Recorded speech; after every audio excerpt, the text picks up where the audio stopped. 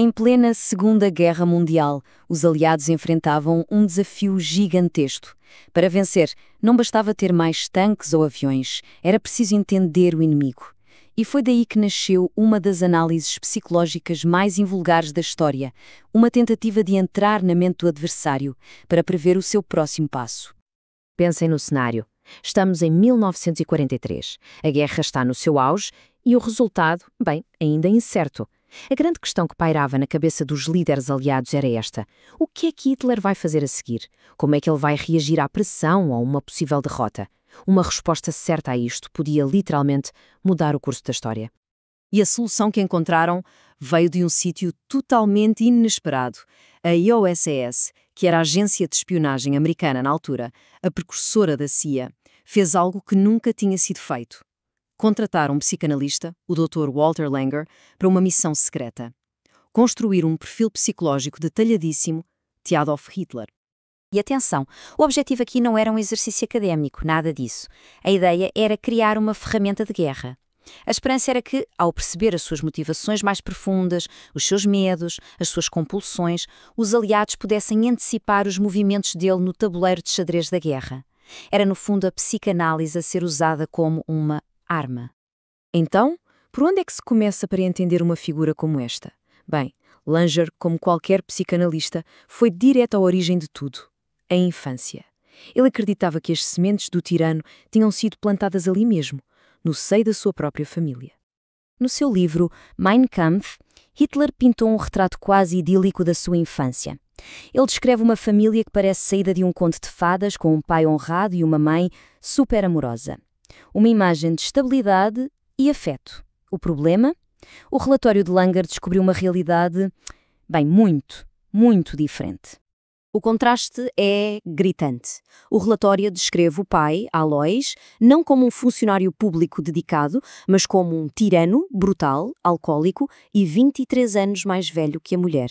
Já a mãe, Clara, apesar de ser descrita como devota, era também vista como superprotetora e obsessivamente limpa, o que criava um ambiente familiar muito tenso e volátil. E o mais chocante de tudo é que a grande prova que confirma a análise do relatório vem do próprio Hitler. No mesmo livro em que ele idealiza os pais, ele deixa escapar esta admissão absolutamente arrepiante.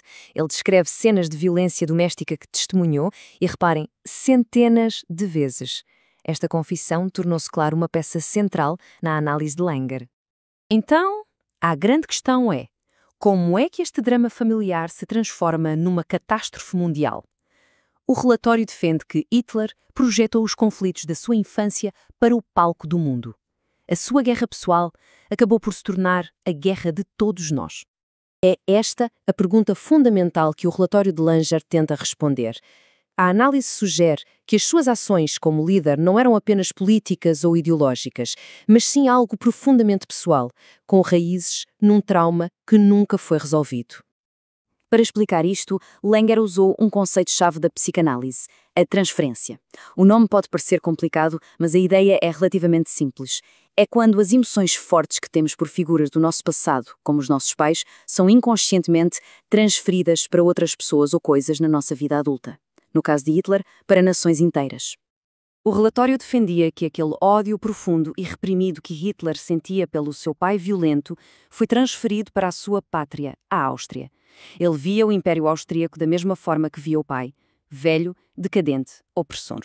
E isto não é só uma interpretação, reparem, as próprias palavras de Hitler ilustram esta dualidade na perfeição. Ele separava o povo, a sua pátria que ele amava, do Estado que ele odiava. É um sentimento que espelhava exatamente a relação dele com a família, um amor pela mãe e um ódio pelo pai. Em contrapartida, a Alemanha tornou-se o símbolo da sua mãe. Ele via a Alemanha como a figura materna idealizada, pura, nobre, mas que tinha sido vitimizada, uma entidade que precisava de ser resgatada e protegida da corrupção, tal como ele sentia que a sua mãe precisava de ser salva do seu pai. Portanto, o ponto crucial do relatório é este, e é uma ideia avassaladora. Para Langer, a Segunda Guerra Mundial era na mente de Hitler uma repetição macabra do seu drama familiar. a anexação da Áustria, a guerra para salvar a Alemanha, tudo isto era uma tentativa de reescrever a sua própria história trágica, mas desta vez num palco mundial. E essa mesma estrutura psicológica, de acordo com o relatório, não explicava apenas as suas ações geopolíticas, explicava também a origem da sua ideologia mais destrutiva, o seu antissemitismo doentio. Langer foi ainda mais fundo, para lá da política, para tentar encontrar a fonte daquele ódio.